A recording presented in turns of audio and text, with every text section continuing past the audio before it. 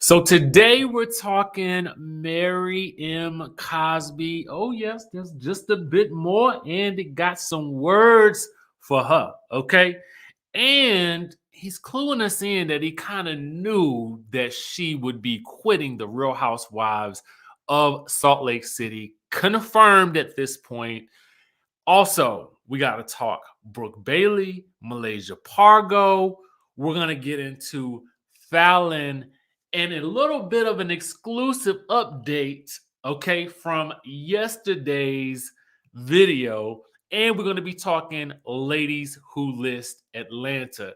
It's all about to go down, Sky Squad. What's going on? We are back in the building, baby. Back in the building. How y'all doing today? It's good to see y'all. Happy hump day up in this thing. We're going to get into this news real quick. But before we do that, make sure you guys let me know where you are watching from in the chatterization. I want to know where my people watching that. Okay. Go on ahead. Hey, Shaw, how you doing? We got New Jersey in the building. I see Oklahoma City is in here. Who else? Miami Beach. Hey, EHC Bunny. Connecticut. Who else is in here? Okay. Who else up in the building? Zelene, I see you. Hey, Bernice. What's going on, y'all? Stafford, Virginia, Mississippi. Hey, Toronto in the place to be. Orlando, Louisville. We got Chi-Town, Frederick, Independence, upstate New York, England House. See y'all. South Africa, baby. Yo, I got this shirt from South Africa. Ooh, let me tell you something. I feel so refreshed coming back from the motherland. Let me tell y'all, I really do. I feel good. I feel real good. Y'all ready to talk about this thing? Okay, so let me give y'all the scenario. Yesterday, I get off the live. I do my interview. Oh, shout out to Ebony K. Williams. If you guys missed yesterday's interview with Ebony K. Williams, y'all need to go ahead and when this video is over, go back and watch that interview. Not only did she preach, not only did she give us some gems of wisdom, okay? She also spilled the tea on the lack of reunion for the Real Housewives of New York City. She gave us the theme for the reunion and everything. She also spilled the tea on her thoughts, okay, on the leak of that whole alleged investigation into whether or not Ramona has said some offensive remarks, okay? We also dive into where she stands with each and every one of her castmates from season 13 and whether or not she would actually go back for season 14. Let me tell you something. It was good. And if you was there, let me tell you something, okay? She did the doggone thing.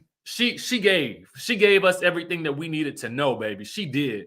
Thank you guys so much for tuning in to that. And again, if you haven't seen it, go ahead. Listen, it's about 40 minutes. We were supposed to only do 30, but we went that extra 10 minutes because the stuff was flowing, man. The stuff was flowing. Okay, so after I did my interview with Ebony, I'm on my way to the dentist, right? On my way to the dentist to get a deep cleaning. Now, if y'all know anything about a deep cleaning, you know they gonna numb your mouth before they do it, okay? Because they get all up in there, all up in the gum, all right? So I get a message, and it is from none other than Jalen. Okay, so Jalen Banks, okay, who is with Fallon, okay? So Jalen's message to me was basically that we all missed the point of Fallon's message yesterday. Now, I did get permission from both Jalen and Fallon to share this bit of information with y'all, okay? And it's interesting, okay? So yesterday, when we looked at Fallon's post with her text messages, I'm gonna pull it up right here, okay? Let me pull it up. What I think we all failed to look at, okay, that they pointed out to me yesterday was this date right here, okay? We all looked at the message. We read the messages, okay? How it started versus how it ended. But what we see here, because all this was in response to, Simon alleging that they have been, or an alleged insinuation that the two of them had been cheating for a year. So Fallon released these messages to prove that, hey, does any of this sound like somebody who was with somebody that was cheating for over a year? Okay. And so when we looked at the text messages, this message is again allegedly from Simon, okay, who was really kind of talking about their relationship and whatnot, and how he was still communicating with her, right? And so what we failed to look at was this date. Now I want you guys to scroll. If you need to expand your screen, go ahead and expand your screen real quick, because what you guys will notice is that date was Wednesday, April 14th. Okay. And the message says, Fallon, there's a good chance I will not be here tomorrow for the rest of the week. I cannot watch while the love of my life moves out of a home we had hoped to live in for the rest of my life. That would be too hard to bear. Now, when you guys go back in your timelines to remember the series of events leading up to the moment that they announced their separation, what you also will remember was there was also a young lady who had come out and admitted that she too was allegedly talking to that good Simon. Okay. See, I see a lot of y'all saw the date. All right. Right. So what this would mean is, if we are doing the math, okay, if we are doing the math on the timeline, the math ain't mathing with what he and Portia been giving us on the show, because it would seem as though this timeline conflicts with the time period that she and Simon were allegedly dating. So now I don't know this to be true. I can only assume, okay, from what it sounds like, okay, it sounds like April happened. There was a young lady named Jessica, okay, who had come out and had made, told us that she had been hanging out with Simon, okay. Then on the show, Portia indicated that there was, they had maybe been talking for like 2 or 3, 4 a month, however many weeks. So there was definitely some overlap in all of this timeline. So that is what they wanted us to pay attention to yesterday, okay, whenever they released those messages. Now, again, I did have their permission to say this, and I also did advise them that I said, listen, if you want to refute this, it would be better even coming from your mouth. It don't have to be on my page or nothing like that, but I did say this information would be better coming from you, because for me, it's kind of secondhand. You know what I'm saying? But again, like I said, I did get their permission to say this to you guys because they wanted to clear that up. That's all I know. And I will say this, in speaking with them, what I did advise, because my sense was that, something in Simon's message had triggered Jalen. My sense was that, listen, and I told him this. I said, do not be affected by the things you see on social media and on TV right now, because what you need to focus on is you building your family over here. Okay. So I said, you worry about building your family. Don't worry about none of this TV stuff. Don't worry about none of the stuff that Simon's saying to the people, because if the stuff ain't real, then it will come out at the end of the day. If his heart ain't in the right place. That was basically what I told him. because I want them to, I want everybody to just move on and be happy. And I think that everybody can really do that if they really just, everybody just focus on their focus. You know what I'm saying? Focus on the things that's making them happy. All right. So that's that on that. Now I had to tell y'all again, because they wanted to make sure that that was apparent. And that's that on that. My hope, honestly, and I'm gonna tell you the truth, even though it's my job to talk about these things, when I think about this subject, I really want everybody to move on in peace. I really do. I really do want them to move on in peace, because ultimately, you know, it's children on both ends. You know what I'm saying? It's families on both ends. Go forth and prosper. That's what I say. All right. Go forth and prosper. All right. Now that we done got that out the way. All right. Let's move on to Miss Mary. Okay. Miss Mary. Now, Andy, shout out to our friends over at the Real Housewives franchise for picking up this bit of information. Andy lets us know that he had a conversation with Mary before the reunion. This conversation happened on New Year's Eve, before all of his shenanigans. Y'all know what I'm talking about, on New Year's Eve night, okay? So in this conversation, he said that Mary had let him know that she was feeling less than, his words, she wasn't feeling, she was feeling less than grateful for being on this show right now, which I thought was an interesting way to put that, or whatever.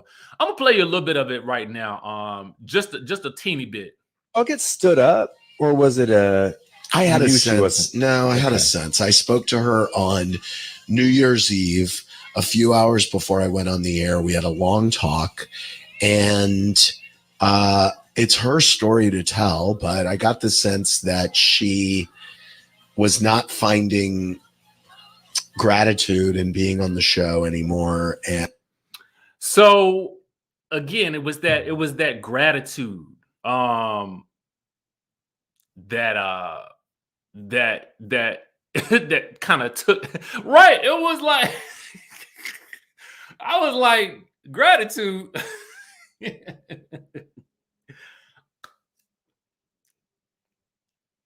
I ain't gonna say that. I ain't gonna say what I was about to say. But what I'm gonna say is this. At the end of the day, though, I did feel like when he was talking about this, he did give her the benefit of the doubt. He did. One of the things that he stated, and I somewhat agree with this, he stated this. He was like, listen, you know, I hate when people don't come to the reunion because, you know, at the end of the day, when you don't show up to the reunion, you give the other cast members the opportunity to tell your story. And in my mind, and from what he stated, he would have rather her come to the reunion, okay? And he would have rather her stated her piece and end everything on how she wanted to end things versus having the ladies dictate how her story ends on the show. Now, in my mind, you know, even if you know you are on the firing squad, what you do is you come to that reunion and you just burn the thing all the way down. That's my thought. You pull a Monique, you come in and you have all, but see, Mary, I don't think she thinking that. I don't think she's a strategic thinker like that. I think Mary just kind of be going off of the cuff.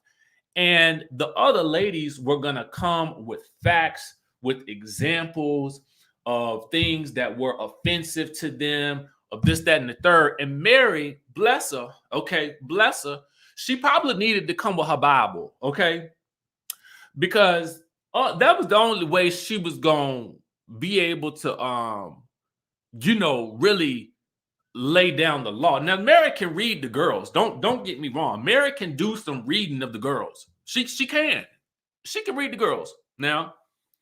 But for me, I'm gonna go and collect my check. Okay. I mean, and it is what it is. I'm gonna collect my check. I'm gonna look good doing it. Okay. She probably would have had on every bit of Chanel, the Gucci, the Versace, the Dolce Gabbana, the Forever 21, the Yeezy. She would have had on every single designer label that she had. I would have came dripping in an outfit that didn't even make sense. Okay, that's what I would have done. Came up there, crossed my legs, and I would have demanded that first seat next to Andy. Because if you're gonna go out, you might as well go out in a blaze of glory. Make a ruckus, get that seat next to Andy. Every time somebody open their mouth, you throw that Bible at them. Okay. As soon as somebody get ready to say something, you throw that book at them. All right. Throw the good book at them. Okay. And just start quoting scriptures. That's what I would do. All right. Because at the end of the day, she won't coming back. She was not coming back. I don't even know if they would have asked her back. But we know she won't coming back. Listen, honestly, at this point in time, it ain't even a good idea for her to do this TV show, to be quite honest with you, because at the end of the day, based on the information that's coming out about her, whether it's true or not, it's just too much information from too many different folks for us to be thinking to ourselves, well, maybe she ain't really doing nothing. Now, it is a church, and I will tell you, people got a lot to say about a lot of different churches. So I'm gonna leave it at that with that. But with the offensive things that she has said during the show, she couldn't really escape that. And I kind of don't know what the network was gonna do about it, because at the end of the day, Mary had done so much talking, she ain't even had no more allies. She had even went off on Meredith. Okay. She went off on the Meredith. So I don't know what she was going to do come season 3. Because honestly, at that point, when you leave, listen, when you're on these franchises, you got to have at least one or two or two good Judys that you can count on. Because otherwise, if you ain't got nobody in your corner, it's going to be really hard to film. But these girls on Salt Lake City, it almost feels to me like they could be mad at each other today and film a whole scene tomorrow and like the stuff never happened. Okay. So, for me, again, if I'm married, I'm showing up to the reunion. I'm cashing my checks. Give me all my checks that day. I mean, I want them in my hand. Hand them to me. Okay. I'm gonna come dripped in my designers.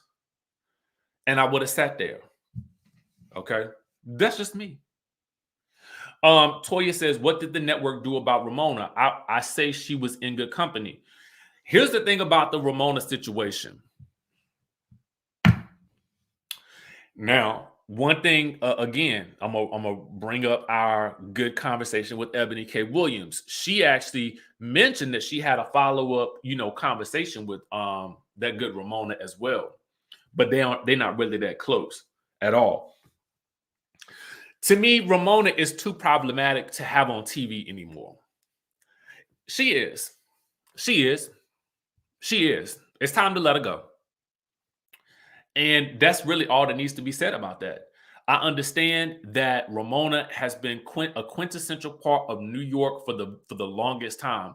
But at the end of the day, in the space and the time that we're in, the network and we as a people have no use for people who don't understand how to interact with people who look different from you, who talk different from you. You know what I'm saying? And it's one thing to say something and say it wrong and then be apologetic about it. But it's another thing to do it time after time after time after time after time. And if one need to only just look back at the history of Ramona on the Real Housewives of New York in order to understand that this is something that this is just who she is. The things that she says, the things that she does, that's just who she is. So I don't understand why she is still there. Now, the word on the curb, though, let me tell you, word on the curb, though, Toya, is that they are in the middle of recasting New York right now. Now, this is coming from, I think, Dumo, okay, the site on Instagram where they give you a little bit of a lot of tea that'd be anonymous tea. But the word on the curb is that they're going to try to bring back 2 or 3 of the returning of the ladies from season 13. 1 to 2 OGs. In my mind, that's probably going to be Dorinda, and it might be Tinsley. I don't know. I can't really say for sure because I can't think of nobody else I would bring back other than Jill. And then they were going to bring in like 1 or 2 new people as well. So to me, they do need an overhaul in casting at this point because I just can't see us all watching a show where Ramona is still on it. And, bless her heart, go do some real estate and we'll see you when we see you. Okay? That's that. That's my thoughts. But y'all let me know what y'all think. That's how I feel about it. And you're right. It won't be the same without Ramona. Okay? It won't be. But maybe it's time for something new. Okay? Maybe some of these older shows need some rejudging. You know what I mean? Because listen, I'm going to tell y'all the truth. Potomac is hitting. Salt Lake City, hitting. Miami, they say, is hitting. I just ain't seen all of them yet, in terms of Miami. So maybe some of these new franchises have it down, where some of these old franchises, they might need to be put on pause. That's just how I feel about it. It's time to shake the table. It's time to shake the table. It really is. It's definitely hitting. Now, I want to move on. Speaking of hitting, the question on everybody's lips is, did Brooke hit Malaysia? Okay. Now, I know. Some of y'all, we're talking about Basketball Wives. New season coming up. I ain't got no tea on the release date yet, although I'm hoping for February, March. But we do know that the new season is coming and they have finished filming. Okay. Now, the question that people have, and we're thankful to the Jasmine brand for picking this up. Okay. Brooke Bailey was asked in the Instagram Q&A whether or not she got into an altercation with Malaysia. Now, she says, tune in. To me, if you say tune in, that means, yeah, it did happen. Because if it didn't happen, you would say no. All right? Now, the question on the table is whether or not they're going to actually show this incident. And by golly, if they can show Portia swinging a coat rack, okay, or a mic boom or whatever it was, tossing them plates and breaking them up over people or whatever she was doing, you can show Brooke in Malaysia. Clearly. You can show Brooke in Malaysia. I mean, the last time Brooke got into it with somebody was when she got into it with Jackie. We ain't Bitmo see none of that, okay? We ain't see none of it. Now, before anybody get to saying that I'm promoting the violence, I'm not. That's not what I'm doing. I'm just saying if it happened, show it. Okay? If it happened, show it. Because that's the truth of the matter. That's what happened. But I will say this: after watching the Portia debacle, And then watching shows like, Selling Tampa and Ladies Who List, which we're going to talk about in a minute. I have to wonder if people are even interested in seeing that type of TV anymore. I mean, don't get me wrong, because I do feel like there was something to be said, and people have their complaints about Selling Tampa, but I absolutely loved it. And not a table was thrown, okay? Not a hair was pulled, all right? But it was still drama.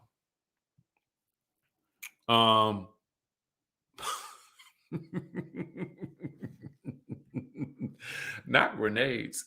I hear sometime this month. That's what I hear for Potomac, but I could be wrong. Okay.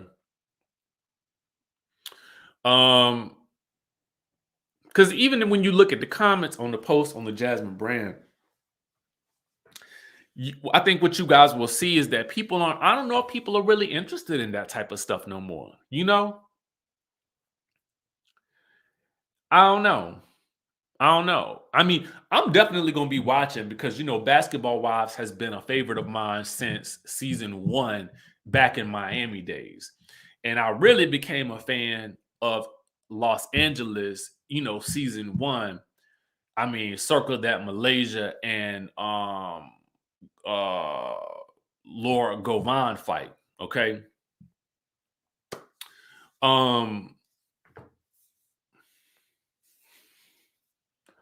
I don't know. But I tell you, we will be tuned in and we will be recapping that show.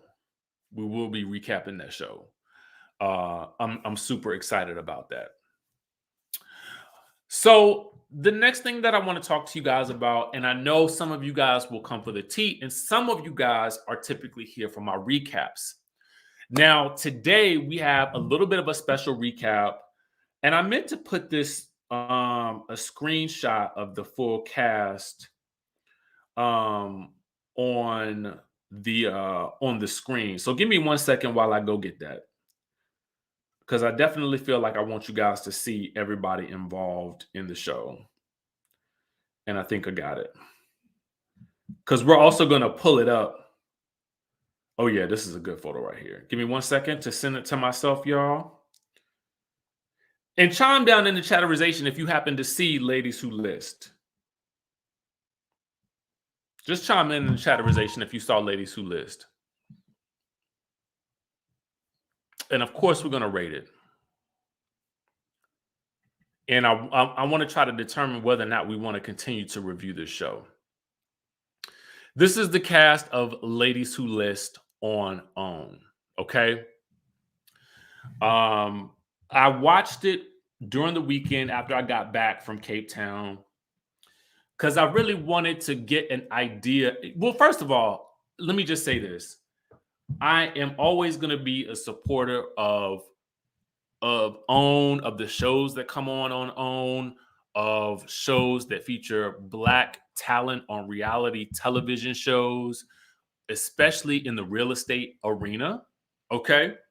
And if you did not see it, please stick around, because I want you guys to listen and I want to give you a sense of what you're in for or what you might be missing right now. This is the full cast of the show, right? This is the full cast of the show. And we're going to rate it in just 1 second. Oh, yes. And beautiful cast. Of course, they were going to pick some knockouts. Trust and believe. You're not going to, I mean, this show right here is Atlanta, baby. You know what I'm saying? This is the type of Atlanta I feel like we want to see. I'm not even going to lie to you. It's the type of Atlanta I like. The cast is dynamic. And we're actually going to go through the cast members and talk about what the premise of it is. Absolutely, Stephanie. Stephanie said, I need, hold on to that, Stephanie. Hold on to that. I mentioned that word earlier today, but there was a reason why I mentioned it. Bruce says, I saw it. Robin is crazy, but she reminds me so much of the Grand Dame. Feature-wise, it was a solid 9. Okay, so, Cherie says, fighting is trashy and all reality TV banking on this played out. We want to see humor, glamour, wealth, and the fashions, especially with beautiful sisters. I am so here on this note, Cherie. I really, really am. I think this is the way of the future. You know what I'm saying? And I'm super excited about a show like this because there is conflict, there is real estate, there is glamour, there is glitz, there are. We're gonna get into it, but just give me 1 second, and I'm gonna pull up this because I want to go through this one by one with the cast because it's important. So, again, if you just came for the news, I understand, but stick around because I think you guys are going to enjoy this show. And here it is right here. I got it. Okay. So let me pull this up. Give me 1 second, y'all. I apologize. I was trying to get everything right. Okay. So let's review the cast real quick. And actually, while we're doing that, give me your rating for the show on a scale of 1 to 10. I'm gonna give this first episode an 8 because I feel like it felt to me, and probably because we get when I'm only gonna compare it to selling Tampa because it's a kind of similar premise, and also to let you guys know, the ladies of Selling Tampa are fully supportive of the ladies from Ladies Who List. And the reason I know that is because when I posted about selling Ladies Who List, Sherelle from Selling Tampa actually commented in support of the show on my page. So when I saw that, I was like, okay, that's bomb right there. Number one, you got these two shows with these two powerhouse ensemble casts, and they are supporting each other. And I love that. So, but what I will say is because we only got one episode, it felt like we just got a little bit of an appetizer, and there's still so much main course left to eat, to digest. We only are just cracking the surface with these ladies, and I felt like I wanted a little bit more. But the premise is in the first episode, and we're going to talk about it as we talk about each of the ladies. Debbie Thompson says, I love the dynamics of this show. So tired of these trashy shows. As viewers, we need to demand more. Excellent Ebony interview. Thank you so much. All right, so the first cast member that we're going to start with is Kiana. Now, Kiana Watson, and the cool thing about the show, y'all, is that they do something that's a little bit different from some of the other real estate shows in that a lot of these women are actually real estate brokers. And we are introduced to the idea or the concept of a real estate attorney. Now, I don't know a lot about real estate, but what I have gleaned from this show is that the real estate attorney is at the closing of each house, and you need a real estate attorney in some way, shape, or form. In Atlanta, at least, or Georgia, from what I understand. Somebody may tell me wrong, but that's what I gleaned from this show. All right, so we start off the show with an introduction to Kiana and Kira. Now, Kiana and Kira when you look at her, she puts me in the mind of Erica Dixon, but she kind of gives me a little bit of Portia with her shade, but a little bit of season 1 Atlanta with Sheree. I cannot explain to you why I get that feeling from her, but the way she comes across and the way she sort of evaluates some of the other ladies, she really does give me Sheree from Real Housewives of Atlanta season 1. Absolutely, Cherie. So when you watch, and again, she's a broker. Just to give you a little bit more in-depth information, which is a bit different from an agent, because an agent, a broker can have their own brokerage. An agent, I think, has to be assigned to a broker, and the broker assumes the responsibility for the agency. Kiana is one to watch. Now, Kiana is apparently good Judy's with Kira, who we are also introduced in the first scene. Now, they kind of give you a frick and frack type of vibe to a certain degree. I mean, they're both really attractive women doing their own thing, and they kind of are toasting at the beginning of the episode to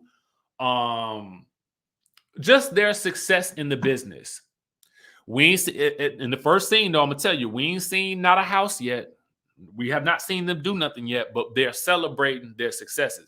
Now, the only thing I didn't like about this scene in the beginning was they decide to jump in the pool together, but it was really lackluster in that department, because you could tell that they were supposed to go all in, but Kiana was like, she kind of tap danced her way into the water. Clearly, she didn't want to mess up their hair, okay? And I don't blame her. Now, a little bit about Kira is that, apparently people weren't taking her seriously in the real estate game because she had posed online in her swimsuit or something like that. So I guess people weren't really taking her that seriously, okay? Right, let's say she got dragged into the pool. It was like, girl, if you're going to jump into the pool, I need you to jump, okay? I mean, you got to make a splash. You got to jump in the air. Don't just tiptoe and tap dance into the pool, all right? Now, moving on, we're going to talk about the next two cast members who are probably the most important two cast members. We're going to start with Robin. Robin is going to be this show's, I don't want to call her the Nene, but she is definitely the firecracker / troublemaker out of, I don't even want to call her the troublemaker. She just is the person who is easily triggered, we shall say.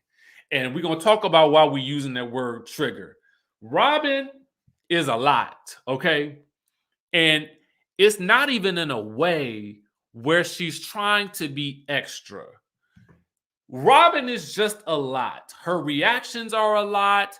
She basically admits that she's had problems in the past relating to women and working with women. So she's got a lot of issues that she brings with her. But again, she's not trying to be over the top, but she is a bit of a drama queen, if that makes any sense. Like, she ain't got a personality like Nene's or nothing like that, but she's a drama queen, okay, if that makes any sense. Hypersensitive. That's what we'll call it, okay? She is hypersensitive. Devontae says, yes, Georgia is an attorney state. I work in titles. Okay, thank you for clearing that up. And we'll get to more about what that means when we talk about Crystal in a second. So Robin is a real estate broker. At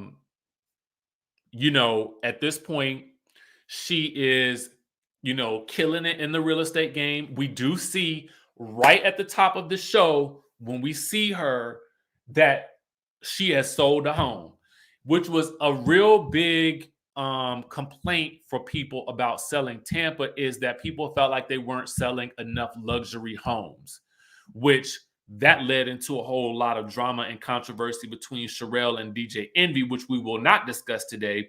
But excuse me, I'm choking, y'all. But we start off the episode seeing her sell a house. which was nice. Now, Robin, who is, yes, if that gives you any idea of who Robin's personality is like, hypersensitive, okay? Danny, she doesn't play well with others. She doesn't play well in the sandbox, which is definitely about to offend her. Excuse me, y'all, I'm about to choke. All right. Now we get to Crystal Kimbrough, who is a real estate attorney. Now, to me, the show seems kind of centered around Crystal, even though it is really Robin's idea to start a brokerage with some of the baddest top Black female real estate agents and brokers in Atlanta. Robin has this idea, but Robin has told Crystal in the past that she does not play well in the sandbox with other women. So when Robin comes to Crystal, they are both at the closing table at this first house. They congratulate their clients. Crystal to me seems very level-headed, but she also is like the type of person that has to try to keep Robin calm. You know what I'm saying? I feel like because if you are a real estate attorney, you are probably going to be dependent on your real estate agents or your brokers to call you for the business. So to a certain degree, she kind of has to put up with Robin's antics because she wants that work. Okay. Now, when Robin comes to her with this idea to start this all-female, Black female brokerage in Atlanta, Crystal reminds her, well, girl, you told me that you don't play in the sandbox with others, which causes a huge drama. Robin gets hyper offensive. She's upset. She's about to throw the champagne glass at Crystal. They have a whole big blow up in the park about the whole situation. It is a mess. It's a mess.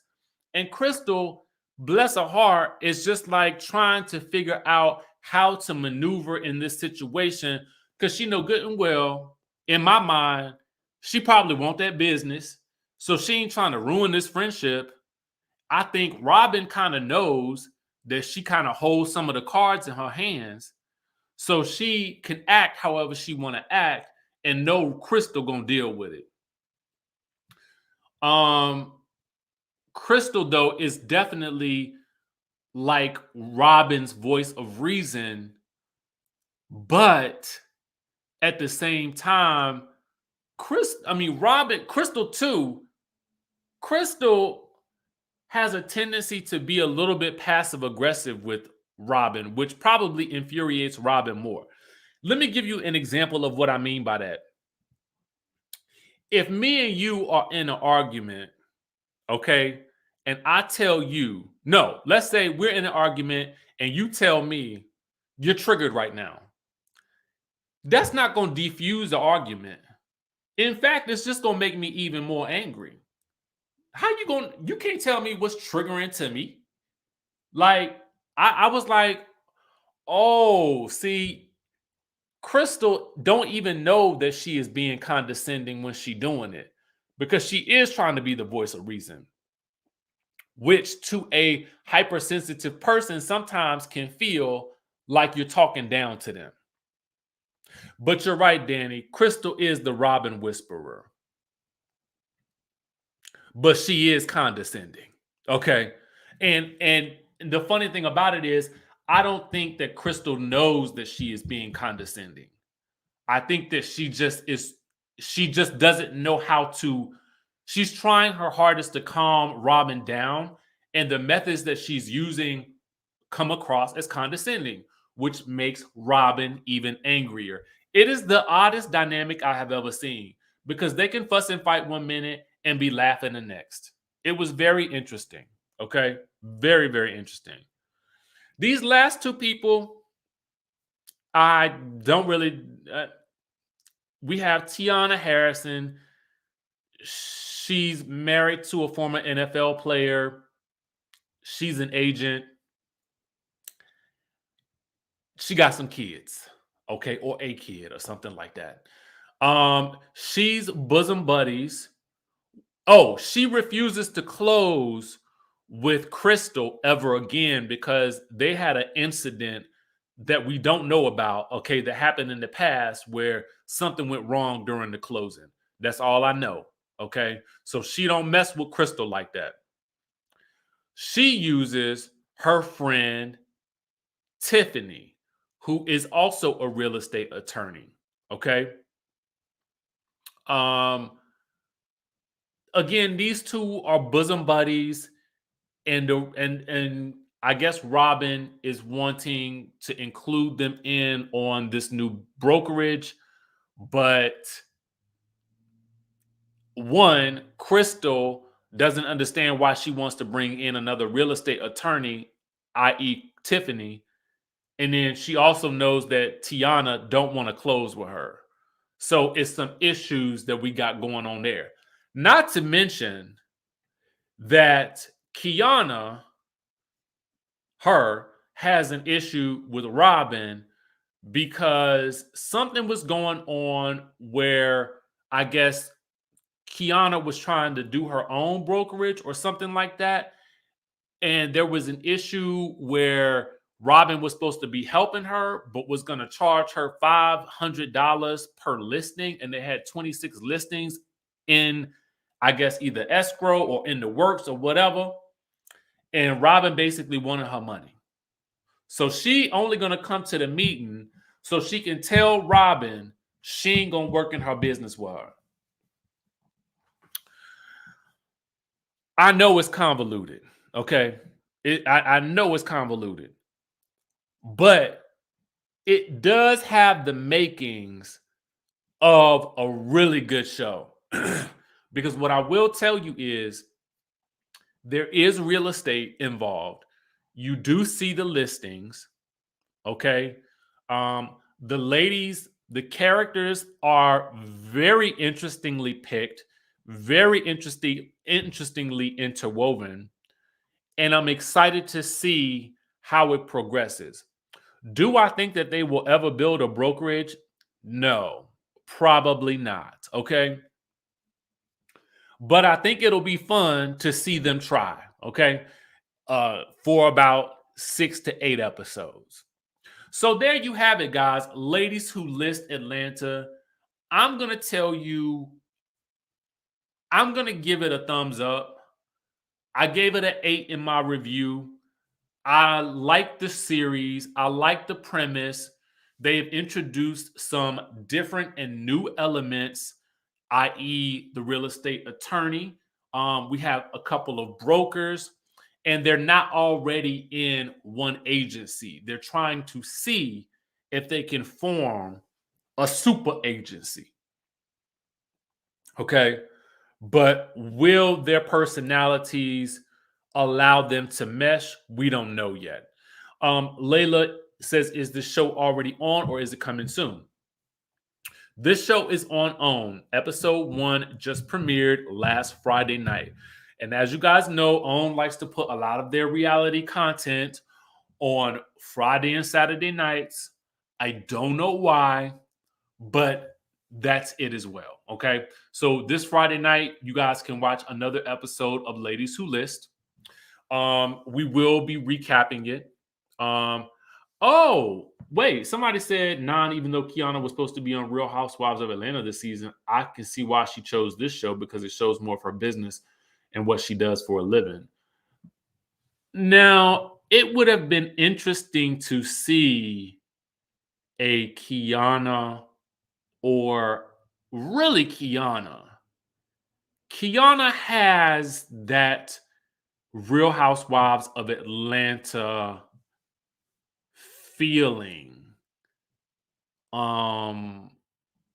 So if that is true, that would have excited me because Kiana has the personality for it. And it would have been interesting to see a Robin on there as well.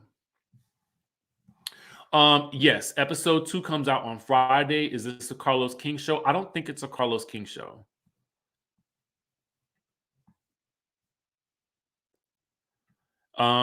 Eunice says, will we see their sales techniques and how to negotiate prices? I don't know how much of that we'll see. I mean, I guess for me, the first step is just let us see some sales going on and show us some real estate. I think if they can manage to keep the real estate aspect involved in the show, then we will definitely see. I think it could be a hit. I think it could be a definite hit. C. Logan says, I'm happy that OWN puts shows on the weekends because everyone's not hanging out. I know, but then it's so hard to recap because I'm trying to take my weekends off moving forward. I really am. Anyway, that's all we got for y'all today. I'll probably chop this video up so we can have different sections and people can just watch the review in one video and some of the news in the other video. So that way we can, it'll just be easier to find these reviews. Thank you guys for rocking with me. I know this was a long video today. I try to keep them at 30 minutes. I usually fail miserably, but that's the news for today, y'all. Thank you guys for tuning in. And again, y'all know I love y'all and we will catch y'all in the next video.